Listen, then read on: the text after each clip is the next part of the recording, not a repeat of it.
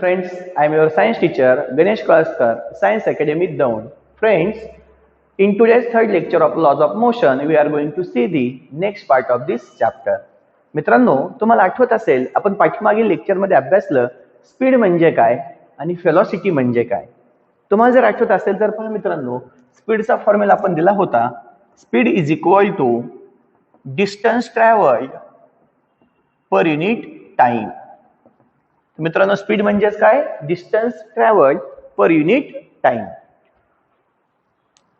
The scientist who first time studied the speed in terms of distance per unit time was the Galileo.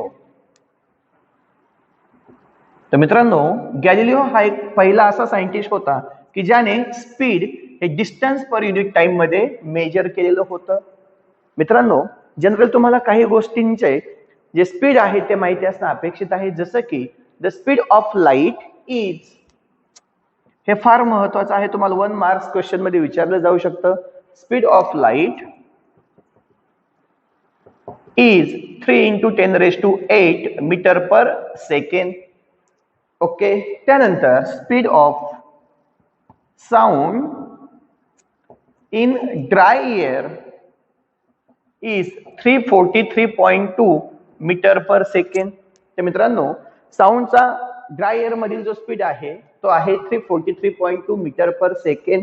If you consider the revolution of, जर आपण मित्रांनो अर्थचं revolution जर विचारात घेतलं तर the speed of revolution of earth around the sun is the speed of revolution of earth around the sun is 29,770 metre per second. तर मित्रांनो, लक्षात घ्या, आपण आता जे मुद्दे पाहिलेले आहेत या पॉइंट्स वरती सेपरेटली 1 मार्क साठी क्वेश्चन्स विचारले जाऊ शकतात. जसं की तुम्हाला नेम दी फॉलोइंग मध्ये विचारलं जाऊ शकतं. Name the scientist who first time studied the speed in terms of distance per unit time. तर मित्रांनो, तो जो सायंटिस्ट आहे तो आहे Galileo, who studied the first time speed in terms of distance per unit time. त्यानंतर आपण पाहिलं काही गोष्टींची आपण स्पीड लक्षात घेतले. जसं की स्पीड ऑफ लाईट हे आपल्याला माहिती असू द्यायचं. आपल्याला प्रॉब्लेम किंवा न्यूमेरिकल सॉल्व्ह करताना हे गरजेचं असणार आहे. Speed of light is equal to 3 × 10⁸ metre per second. Okay. Speed of the sound in dry air. मित्रांनो, हे ते ड्राय एअर म्हणलेले आहे. कोरडी हवा आहे, मोकळी हवा आहे. Okay. Sound in dry air, आवाजाचा किंवा ध्वनीचा आपण म्हणतोय, ध्वनीचा आपण वेग सांगतोय कशामधील? ड्राय एअर मधील. 343.2 metre per second. And if you consider the revolution of earth around the sun, तर याचं जे स्पीड असणार मित्रांनो ते असणार आहे 29,770 मीटर पर सेकंड. ओके. या व्हॅल्यूज आपल्याला माहिती असू द्यायचे आणि सायंटिस्टचं नाव सुद्धा आपल्याला माहिती असू द्यायचंय. ठीक आहे. तर मित्रांनो, आता आपण नेक्स्ट कन्सेप्ट कडे जाणार आहोत.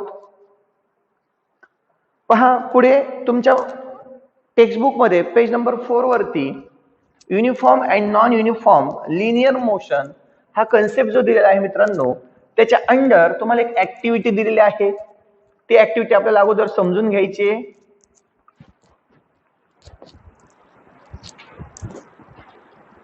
Uniform and non uniform linear motion.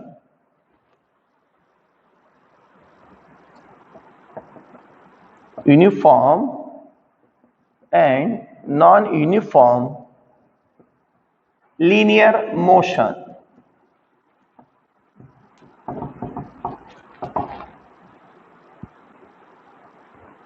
मित्रांनो, या अंडर तुम्हाला अमर, अकबर अँड अँथनी, ओके, तर हे 3 मित्र आहेत. तुम्ही पिक्चर पाहिला असेल, अमर, अकबर आणि अँथनी. या पिक्चर मध्ये मित्रांनो ज्या प्रकारे 3 मित्र दाखवलेले आहेत, जसं की त्यामध्ये अमिताभ बच्चन आहेत, त्यानंतर मला वाटतंय ऋषी कपूर आणि विनोद खन्ना, मे बी थोडंफार इकडे तिकडे होऊ शकतं, पण मी अंदाज सांगितलेला आहे. तसेच इथे आपल्याला अमर, अकबर आणि अँथनी हे 3 मित्र दिलेले आहेत. Are travelling in different cars with different velocities. The distance covered by them during the different time intervals are given in the following table. तर त्यांनी तुम्हाला मित्रांनो टेबल दिलेला आहे. Time in the clock, time in clock, त्यानंतर distance covered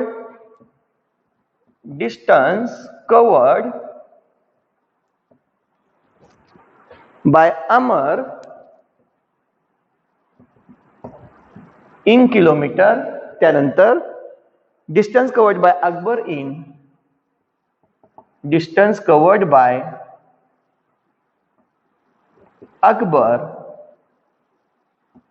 in kilometre. पुढे देत आहेत डिस्टन्स कवर्ड बाय अँथनी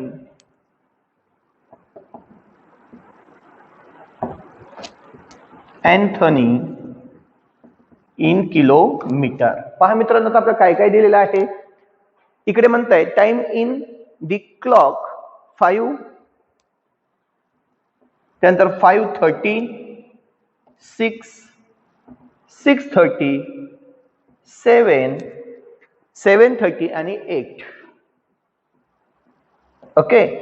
आता पहा distance covered by Amar in kilometre 0, 20, 40, 60, 80, 100 आणि 120 हे किलोमीटर मध्ये जे अमरने डिस्टन्स कव्हर केलेलं आहे ते दिलेलं आहे.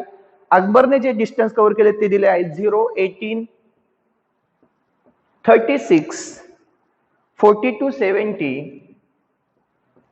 त्यानंतर 95 आणि 120, 95 आणि 120.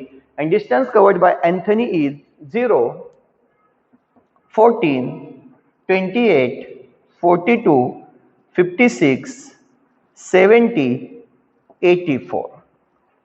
तर मित्रांनो, अशा प्रकारे आपल्याला डिस्टन्सेस दिलेले आहेत. लक्षात घ्या मुद्दा. आता आपण जो कन्सेप्ट अभ्यासत आहोत तो कोणता आहे? Uniform and non uniform linear motion. Okay. त्यानंतर त्यांनी आपल्याला एक ऍक्टिव्हिटी दिलेली आहे. ती ऍक्टिव्हिटी अशी आहे, Amar, Akbar and Anthony are the three friends which are traveling with the car separately. Okay. ते सेपरेटली तिघे जण 3 कार मध्ये प्रवास करत आहेत. त्यांनी ज्या टायमिंगला कार मध्ये प्रवास सुरू केलेला आहे ते आहे 5. ओके. आणि कुठपर्यंत 8. ठीक आहे. 5 ते 8 या कालावधीमध्ये त्यांनी कार मधून ट्रॅव्हल केलेलं आहे. ठीक आहे. आता पहा ते आपल्याला काय विचारतात, What is the time interval between the noting the distance made by the Amar, Akbar and Anthony? मित्रांनो, अमर, अकबर आणि अँथनीने जे डिस्टन्स कव्हर केलेलं आहे ते डिस्टन्स जे त्यांनी आपल्याला नोट करून दिलेलं आहे ते नोट करण्याचा टाइम पिरियड किती आहे? लक्षात घ्या. 5 to 5:30 हे किती मिनिट झाले? 30 मिनिट. 5:30 to 6 हे किती मिनिट झाले? 30. हे किती झाले? 30. याचाच अर्थ असा, द टाइम ऑफ नोटिंग, जो नोट करण्याचा जो टाइम पिरियड आहे तो असणार आहे 30 मिनिट्स. मित्रांनो, एक्झाम मध्ये जे ऍक्टिव्हिटी बेस्ड क्वेश्चन्स असतात याच्यामध्ये आपल्याला या प्रकारचा क्वेश्चन विचारला जाऊ शकतो. ऍज इट इज आपल्याला टेबल देतील आणि यावरती आपल्याला क्वेश्चन्स विचारले जातील. तर पहिले क्वेश्चन आपला आन्सर काय असणार आहे? 30 मिनिट्स. हे लक्षात आलं असेल तुमच्या. कारण क्वेश्चन काय होता, what is the time interval between the noting the distance made by the Amar, Akbar and Anthony. Amar, Akbar, Anthony जे डिस्टन्स कव्हर केलेलं आहे हे डिस्टन्स कव्हर करत असताना जो टाइम नोट केलेला आहे तो किती आहे? तर तो 30 मिनिट्स आहे. टाइम इंटरवल कितीचा आहे? तर मित्रांनो, तो टाइम इंटरवल किती मिनिट्सचा आहे? 30 मिनिट्सचा आहे. पुढे म्हणतायत, who has covered the equal distance in equal time interval. मित्रांनो लक्षात घ्या, who has covered the equal distance in equal time interval. Equal time interval मध्ये आता ठीक आहे, किती मिनिटाचे इंटरवल आहेत? 30 मिनिटचे इंटरवलचे सर्वच्या सर्व हे सर्व टाइम इंटरवल कितीचे आहेत? 30 मिनिटचे आहेत. ओके. तर त्यांनी आपल्याला विचारले आहे, who covered the equal distance in equal time interval. मित्रांनो पाहता, लक्षात घ्यायचंय, इथे आपण जर अमरचा विचार केला तर अमरने 5 to 5:30 या 30 मिनिटच्या टाइम इंटरवल मध्ये किती किलोमीटर अंतर कव्हर केलं? 20. ओके. पुढे 5:30 to 6 मध्ये परत 30 मिनिटच्या इंटरवल मध्ये 20 पासून 40 म्हणजे किती अंतर कव्हर केले? किती डिस्टन्स कव्हर केले? ओके. 20 किलोमीटर. हे 20 किलोमीटर. हे सुद्धा 20. याचाच अर्थ असा, प्रत्येकी 30 मिनिटाच्या टाइम इंटरवल मध्ये अमरने कव्हर केलेलं हे जे डिस्टन्स आहे ते किती आहे 20 किलोमीटर. ठीक आहे, म्हणजे अमरने इथे इक्वल टाइम इंटरवल कव्हर केलाय, सॉरी इक्वल टाइम इंटरवल मध्ये इक्वल डिस्टन्स कव्हर केलंय, हो हे आपल्याला मान्य आहे. आता या इथे या 0 to 18, ठीक आहे, किती किलोमीटर कव्हर केलं 18. 18 पासून 36 पुढच्या 30 मिनिट्स मध्ये किती 18, इथे हरकत नाही. आता पुढे या, इथे 18 इथे 18, बट इथे किती दिलं 36 to 42, म्हणजे फक्त किती 6 किलोमीटर. तर मित्रांनो याचा अर्थ लक्षात आला. आता इथे ठीक आहे, पहिल्या दोन केसेस मध्ये त्यांनी जे डिस्टन्स कव्हर केलेलं होतं अकबरने ते इक्वल होतं, बट इथे त्यात आहे का नाही. इथे जर 18 आलं असतं, पुढे 18 आलं असतं, कंटिन्यू झालं असतं 18 सगळीकडे, तर आपण म्हणलं असतो की अकबरने सुद्धा जे डिस्टन्स कव्हर केलेलं आहे 30 मिनिटच्या टाइम इंटरवल मध्ये ते इक्वल आहे. पण इथे आहे का आता नाही. मग सध्या आपण काय म्हणतोय अमरने, ओके, इथे आता अकबरकडे या, अँथनीकडे, सॉरी अकबरने इक्वल डिस्टन्स हे कव्हर केलेले नाही इक्वल टाइम इंटरवल मध्ये. 0 to 14 14 kilometre, 14 to 28 14 kilometre, 28 to 42, परत एकदा मित्रांनो 14 14 14 आणि 14. याचाच अर्थ असा अँथनीने सुद्धा इक्वल टाइम इंटरवल मध्ये इक्वल डिस्टन्स कव्हर केलेलं आहे. आता लक्षात आलं असेल, या तीन मित्रांपैकी अमर, अकबर आणि अँथनी या तीन मित्रांपैकी फक्त आणि फक्त अकबरने equal distance equal time interval मध्ये कव्हर केलेलं नाही. मग कोणी केलं, तर आपला आन्सर असणार आहे Amar and Anthony, okay, covered the equal distance in equal time interval. Okay मित्रांनो, सेकंड क्वेश्चन तुम्हाला त्याचा आन्सर क्लिअर झालंय. थर्ड कडे जातोय. पहा काय म्हणलंय, are all the distance covered by Akbar in the fixed time intervals the same. Are all the distance covered by the Akbar in the fixed time interval. एक जो फिक्स टाइम इंटरवल आहे आपला 30 मिनिटाचा, ओके, त्याच्यामध्ये अकबरने जे डिस्टन्स कव्हर केलेले आहेत ते सर्वच्या सर्व इक्वल आहेत का? नाहीच आहे मित्रांनो. याच्यात काही शंका येण्याचं कारण आहे का? नाही. त्यांचं म्हणणं असं होतं, are all the distances covered by the Akbar, अकबरने जे सगळे डिस्टन्स कव्हर केलेले आहेत in equal or in the fix time interval are same. No, कारण इथे त्यांनी पहिल्या 30 मिनिटांमध्ये ज्यावेळेस त्यांनी प्रवासाला सुरुवात केली, अकबरने पहिल्या 30 मिनिटांमध्ये 18 किलोमीटर 18 किलोमीटर एवढं डिस्टन्स कव्हर केलं. दुसऱ्या अर्ध्या तासामध्ये 30 मिनिटांमध्ये त्यांनी तेवढंच अंतर कव्हर केलं. पण नंतरच्या अर्ध्या तासामध्ये तो फक्त आणि फक्त 6 किलोमीटर अंतर गेलेलं आहे. त्यानंतर परत पहा 42 to 70 म्हणजे 28 किलोमीटर अंतर त्यांनी कव्हर केलेलं आहे. डिस्टन्स एवढं त्यांनी कव्हर केलंय. म्हणजे याचाच अर्थ असा, इथे येणारे जे डिस्टन्स त्यांनी जे कव्हर केलेले आहेत ते सेम आहेत का? नाही. तर आपला आन्सर असणार आहे no. The distance covered by the Akbar in fixed time interval are not same. ते सेम आहेत का? नाही. नो. फोर्थ क्वेश्चन मध्ये विचारले मित्रांनो, considering the distance covered by Amar, Akbar and Anthony in fixed time interval, what can you say about their speed? तर मित्रांनो तुम्ही त्यांच्या स्पीडच्या बाबतीत काय सांगू शकता?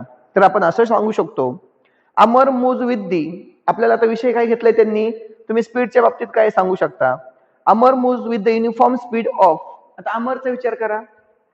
अमरने मित्रांनो 30 मिनिट मध्ये किती डिस्टन्स कव्हर केलंय? 20 किलोमीटर.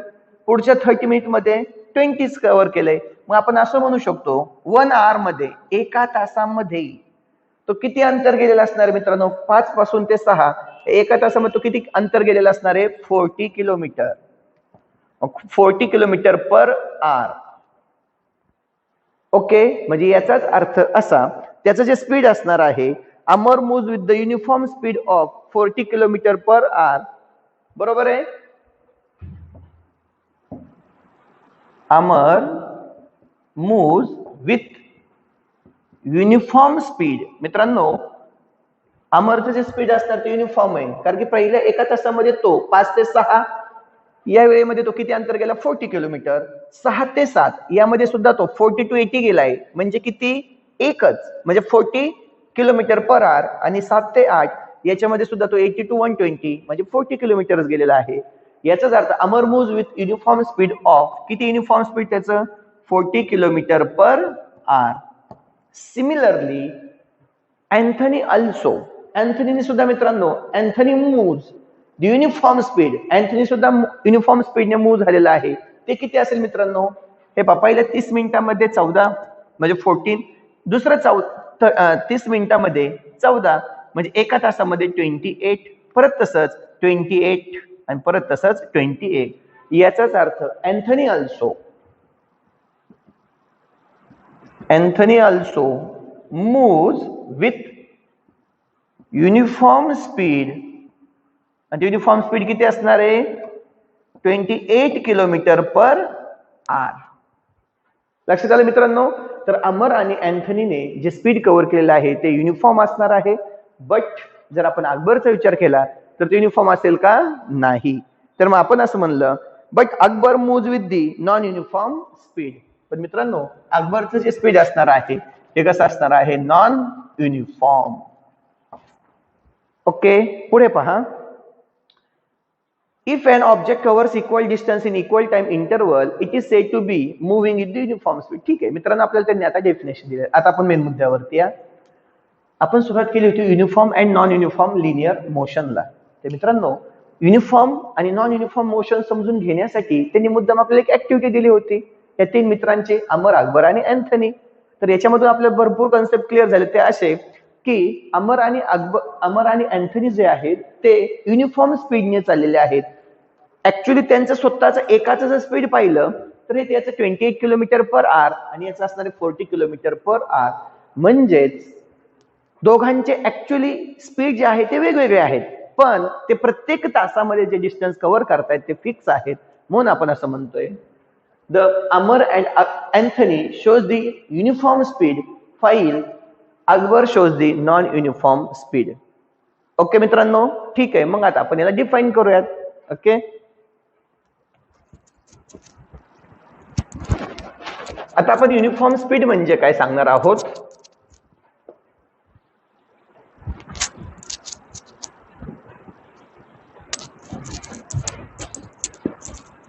मित्रांनो, जर एखाद्या पर्सनने इक्वल डिस्टन्स कव्हर केलं in equal interval of time मध्ये, तर आपण याला म्हणू शकतो युनिफॉर्म स्पीड. लक्षात येतंय? पहा, what is the uniform speed? If an object covers equal distance, if an object covers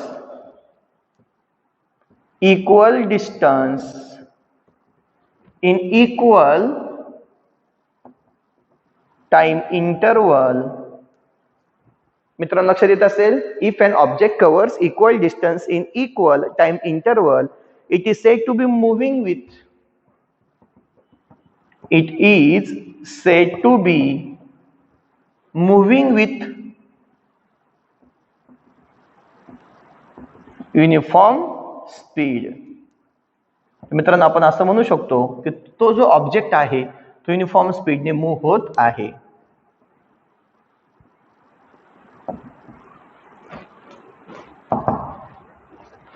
तुम्हाला युनिफॉर्म स्पीडचा अर्थ लक्षात आला असेल.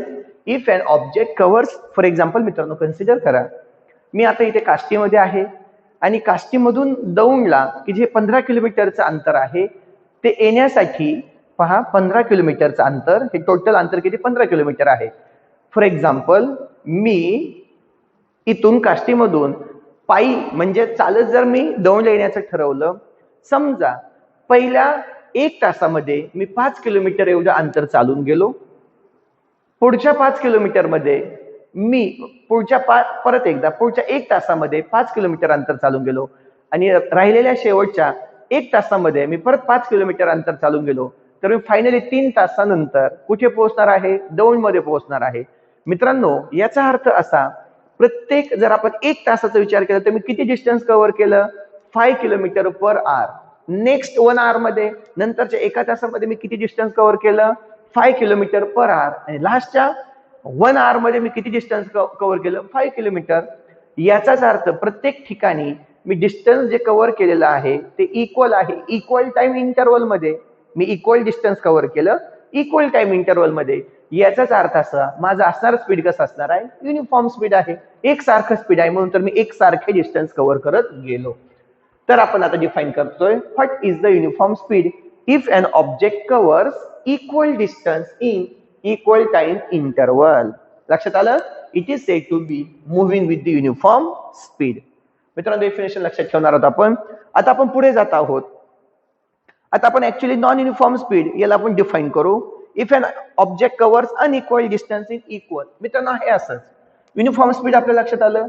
If an object covers equal distance in equal time interval it is said to be moving with uniform speed. What is the non uniform speed?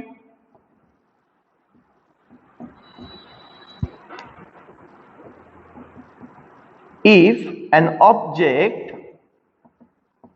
covers, फक्त मित्रांनो मी एक शब्द बदलतोय आता, इक्वलच्या ऐवजी if an object covers unequal distance in equal time interval.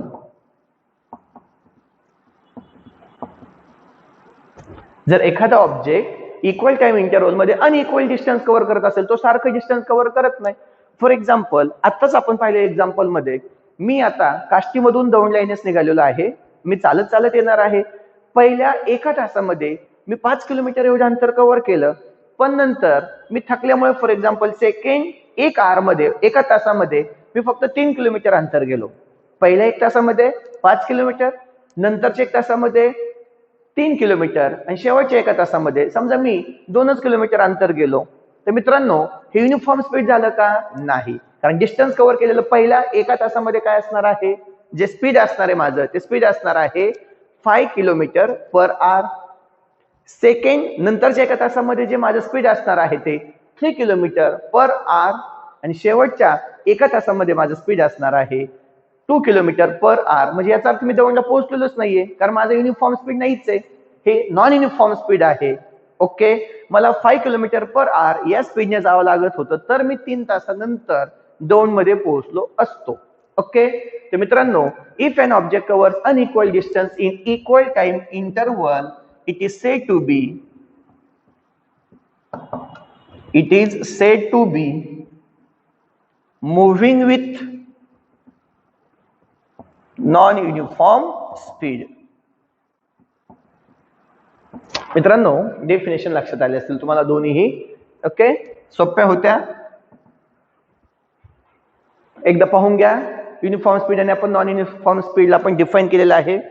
आपण पुढे बोलतोय if you consider the motion of the vehicle driven through the heavy traffic. कारण मित्रांनो आपण जर हेवी ट्रॅफिक मधून जर जाणार असो की जिथे फार गर्दी आहे, तर आपल्याला तिथे जे आपलं स्पीड असतं ते कॉन्स्टंट ठेवता येतं का? नाही.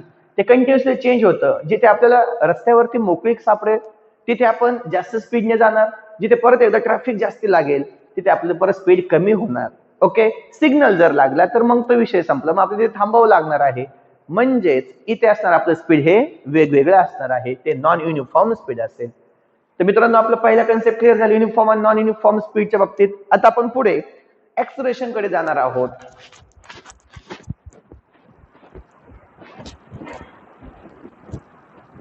मित्रांनो एक्सलरेशन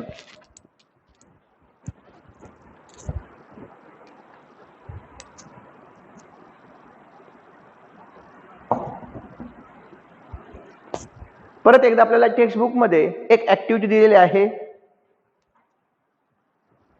पहा अशा प्रकारे एक डायग्राम दाखवली आहे. इथे काय म्हणताय, take a 1 metre long plastic tube. एक प्लास्टिक ट्यूब घेतलेली आहे की जी 1 मीटर लॉंग आहे. ठीक आहे.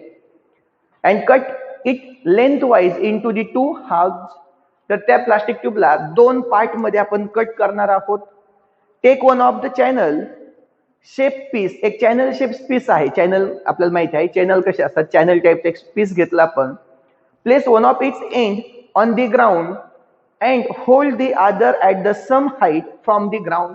तर मित्रांनो त्या प्लास्टिक ट्यूबचा जो आपण एक पीस घेतलेला होता, जो चॅनल सारखा दिसतो आपल्याला, तर तो एक एंड जो आहे तो ग्राउंड वरती ठेवूयात आणि दुसरा जो एंड आहे तो आपण अशा प्रकारे इथे वरती पकडलेला आहे.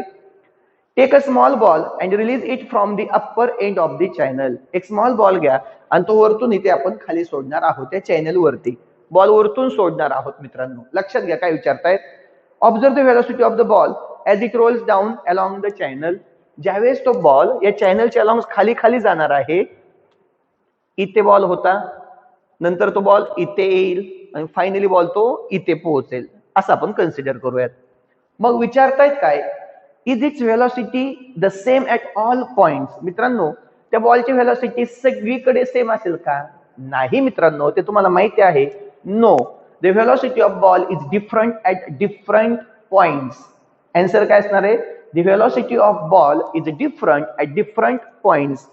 Observe how the velocity changes as it moves from top through the middle and the bottom. तर मित्रांनो, इथे टॉपला की जिथे आपण बॉल त्या चॅनल वरती पकडलेला आहे, तिथे बॉलची व्हेलॉसिटी किती असणार आहे? 0. कारण तो आपण सोडलेला आहे का सध्या? नाही. तर आपण म्हणणार आहोत की जी असते इनिशियल व्हेलॉसिटी, टॉपला काय असणार त्याची इनिशियल व्हेलॉसिटी. मित्रांनो, हे न्यूमेरिकल्स प्रॉब्लेम सोडवताना येणार, ज्याला आपण यू ने दाखवत असतो, ते असणार आहे 0. बॉलची इनिशियल व्हेलॉसिटी किती असणार आहे? 0. Then as the ball rolls down the channel, its velocity goes on increasing. म्हणजे जसं पुढे जाणार आहोत, याची व्हेलॉसिटी काय होणार आहे? इन्क्रीज होणार आहे.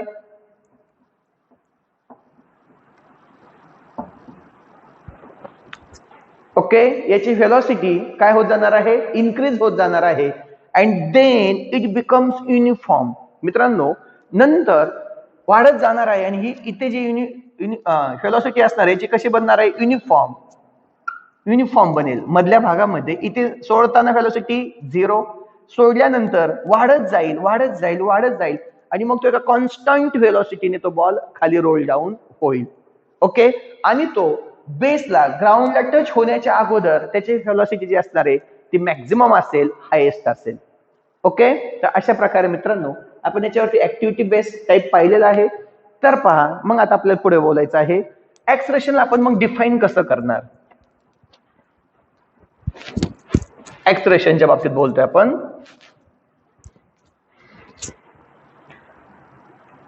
It is a change in velocity per unit time. मित्रांनो, what is the acceleration? Acceleration is the change in velocity per unit time. Okay, कारण आपण आता जो बॉल कन्सिडर केला होता, which rolls down the channel, its initial velocity is 0. Then as it comes down the channel, its velocity goes on increasing. मित्रांनो, म्हणजे याचा अर्थ याची व्हेलॉसिटी चेंज होते. This change in velocity with respect to time is called as the acceleration. आणि यालाच आपण काय म्हणत असतो? ऍक्सलरेशन. पहा, as we know that velocity is, आता पहा, सुरुवातीला आपण वरती जर विचारात घेतलं तर व्हेलॉसिटी टॉपला म्हणजे वरती किती होती? 0 होती. Then it increases in the middle, ती मिडल मध्ये काय झाली? इन्क्रीज झाली. And before reaching to the ground it is maximum, and when it reaches to the ground, ज्यावेळेस बॉल तो ग्राउंडला पोहोचतो त्यावेळेस त्याची व्हेलॉसिटी किती झाली? परत 0, कारण तो बॉल तिथे थांबलेला असणार आहे. ओके, मग आता आपण सांगतो मित्रांनो, the rate of change of velocity म्हणजेच काय असणार आहे? Acceleration. The rate of change of velocity is called as acceleration. The rate of change of velocity is called as acceleration. याला आपण acceleration म्हणतो, which is denoted by the formula acceleration is equal to change in velocity per unit time. मग मित्रांनो पहा, change in velocity म्हणले याचाच अर्थ काय? फायनल व्हेलॉसिटी मायनस चेंज होतोय ना, final velocity minus initial velocity upon time. Okay, आता मित्रांनो यासाठी आपण सिम्बॉल यूज करणार आहोत. इफ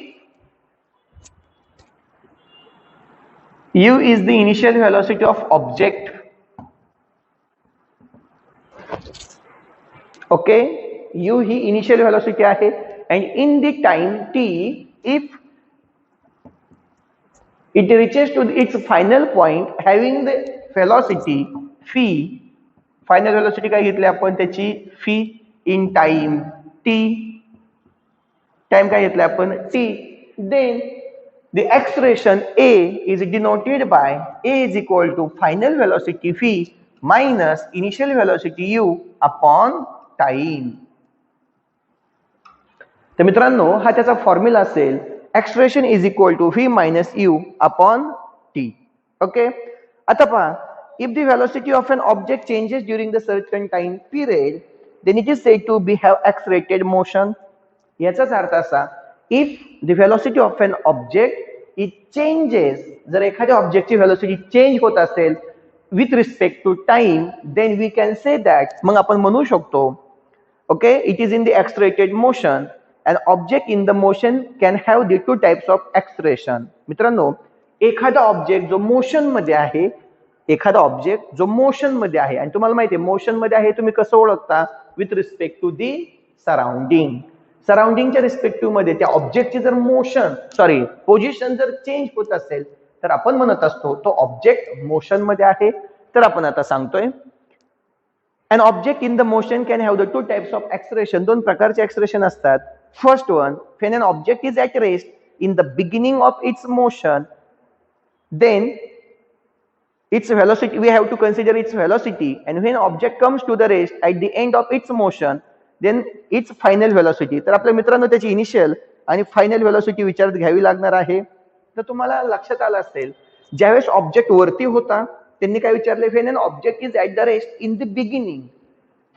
मित्रांनो इथे या चॅनल वरतून आपण ज्यावेळेस बॉल रोल डाऊन करत होतो, इथे ऑब्जेक्ट कसा होता, रेस्ट मध्ये होता, त्यावेळेस त्याची व्हेलॉसिटी किती आहे, 0. त्याला आपण इनिशियल व्हेलॉसिटी म्हणलं. ओके, आणि पुढे म्हणतात when the object comes to the rest at the end of the motion, ज्यावेळेस मोशन थांबते, इथून तो मोशन मध्ये गेला, फायनल ज्यावेळेस त्याची मोशन थांबते, ऍट द तो रेस्टला गेलेला आहे, त्यावेळेची व्हेलॉसिटी आपण ज्याला म्हणलं फायनल व्हेलॉसिटी, इथे किती आलेली आहे, 0. ओके मित्रांनो, तर इनिशियल व्हेलॉसिटी 0 आणि फायनल व्हेलॉसिटी सुद्धा काय असणार आहे, 0. आपण उद्याच्या लेक्चरमध्ये मित्रांनो पॉझिटिव्ह आणि निगेटिव्ह ऍक्सलेरेशन अभ्यासणार आहोत आणि काही इम्पॉर्टंट ग्राफ्स पाहणार आहोत. ओके फ्रेंड्स, धन्यवाद, थँक्स.